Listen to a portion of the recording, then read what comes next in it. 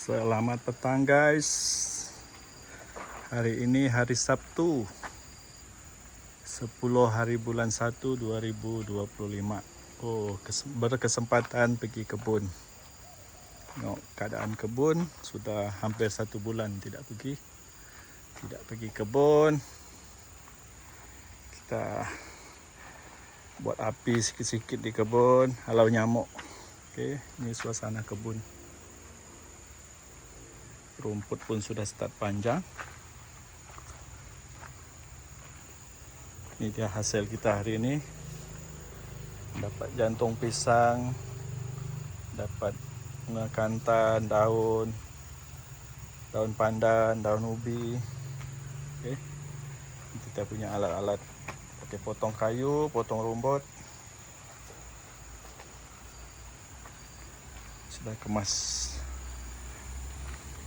Api sikit. Tengok rambutan ni.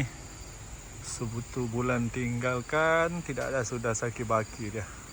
Semua jatuh berguguran, kena monyet. Suasana di kebun. Kita bersihkan kawasan kebun. Pokok sawit pun start besar sudah. Ini ada buka durian. Ini durian musang ni, musang. Tak tahu king ke queen ke, tak tahulah. Tunggu sajalah.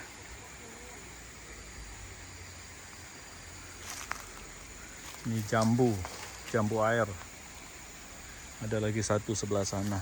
Ini pun macam sakit-sakit mau berbuah. Itu buah langsat, nanas, kelapa. Itu lagi satu jambu air.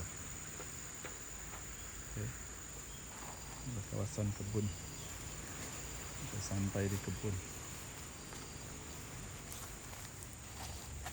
Nanas, tunggu dia berbuah.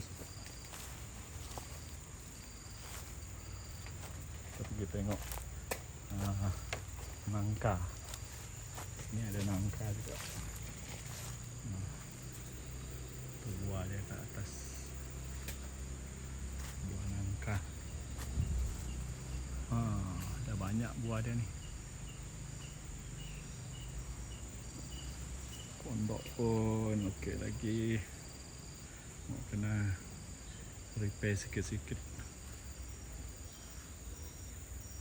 Itu bunga apa, pokok daun bungkang pun sudah mau start tinggi.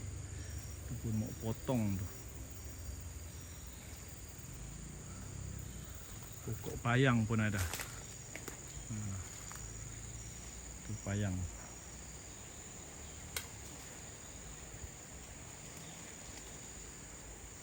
Ini daun lerek.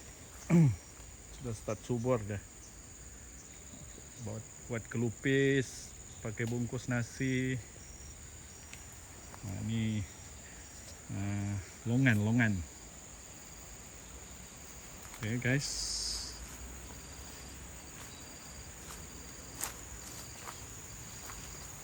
Ini sawit ni, mau tanam ni di tepi kebun sini.